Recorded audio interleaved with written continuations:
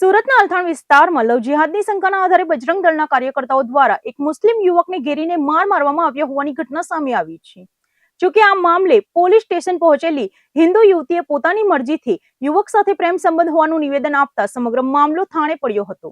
સુરતના પોસ્ટ ગણાતા અલથાણ વિસ્તારમાં ગતરોજ બજરંગ દળના કાર્યકર્તાઓ અને એક યુવક વચ્ચે ભારે હોબાળો મચી ગયો હતો. અહીં એક મુસ્લિમ યુવક હિન્દુ યુવતી સાથે જોવા મળતા લવ જિહાદની શંકાના આધારે બજરંગ દળના કાર્યકર્તાઓ એકત્રિત થઈ ગયા હતા. કાર્યકર્તાઓએ કાયદો હાથમાં લઈને આ મુસ્લિમ યુવકને ઘેરી લીધો હતો અને તેની સાથે ઝપાઝપી કરી માર માર્યો હતો. ઘટના સ્થળે ભારે હોબાળો અને ચકચાર મચી ગયા બાદ બજરંગ દળના કાર્યકર્તાઓ તે યુવકને પકડીને સીધા પોલીસ સ્ટેશને લઈ આવ્યા હતા. આ હાઈ વોલ્ટેજ ડ્રામાને પગલે પોલીસ સ્ટેશન પરિસરમાં પણ લોકોના ટોળા ઉમટી પડ્યા હતા અને માહોલ ગરમાયો હતો. જોકે પોલીસે તાત્કાલિક પરિસ્થિતિને નિયંત્રણમાં લઈને આગળની પૂછપરછ શરૂ કરી હતી. આ સમગ્ર મામલામાં ત્યારે મોટો વળાંક આવ્યો જ્યારે પોલીસ સમક્ષ હાજર થયેલી હિન્દુ યુવતીએ પોતાનું સત્તાવાર નિવેદન નોંધાવ્યું હતું. યુવતીએ સ્પષ્ટ શબ્દોમાં પોલીસને જણાવ્યું કે તે પુખ્ત વયની છે અને પોતાની સંપૂર્ણ મરજીથી આ મુસ્લિમ યુવક સાથે રિલેશનશીપમાં છે. યુવતીના આ ખુલાસા બાદ લવ જિહાદના આક્ષેપો પર પૂર્ણ વિરામ મુકાઈ ગયું છે. યુવતીના સ્પષ્ટ સ્ટેન્ડ્સ અને કાયદાકીય જોગવાઈઓને ધ્યાનમાં રાખીને પોલીસ સ્ટેશનમાં જ બંને પક્ષોના અગ્રણીઓ વચ્ચે લાંબી ચર્ચા વિચારણા હાથ ધરવામાં આવી. આખરે બંને પક્ષો વચ્ચે પરસ્પર સમજાવટથી આ મામલે સુખદ સમાધાન થઈ ગયું હતું. બંને પક્ષો વચ્ચે લેખિત કે મૌખિક સમાધાન થઈ જતા અન્ય કોઈ પણ પક્ષે ફરિયાદ નોંધાવવાનો ઇનકાર કરતા અલથાણ પોલીસે હાલ આ સમગ્ર મામલે કોઈ ગુનો દાખલ કર્યો નથી. પરિસ્થિતિ શાંત પડતા પોલીસે મામલો થાણે પાડ્યો હતો.